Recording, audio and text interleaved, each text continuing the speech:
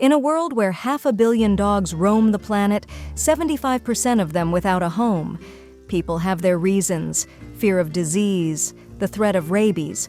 But for Amanda Guarascio and her friend Dylan Parkinson, the fear wasn't enough to turn away from a life in need.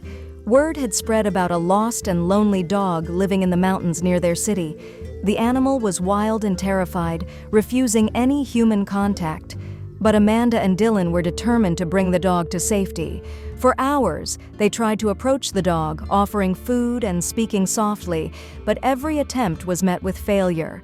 The dog, skittish and scared, bolted at the slightest movement. As the sun began to dip behind the mountains, Amanda felt the weight of defeat pressing on her. Maybe this dog was beyond saving, but as she prepared to give up, an idea sparked. It was unconventional, maybe even strange, but it was worth a shot. Amanda got out of the car and lay down on the side of the road, curling up on the ground with her back to the dog. The cool earth pressed against her, and she could hear the faint growl of the dog behind her. She stayed still, hoping curiosity would outweigh fear. Minutes passed, each one stretching out in tension. The dog, still wary, sat and watched. Amanda didn't move, even as the cold began to seep into her bones. Her heart raced, but she kept her breathing steady, her presence non-threatening. Slowly, the dog's growling ceased, replaced by the soft sound of cautious steps. Amanda's heart leaped as she felt the dog draw closer, sniffing at her cautiously.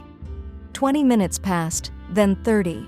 The dog, now more curious than afraid, lay down beside her, his warmth seeping into her side. It was then that Amanda knew she had gained his trust. Slowly, she began to inch closer, the dog watching but no longer fearful. An hour later, she had managed to close the gap between them.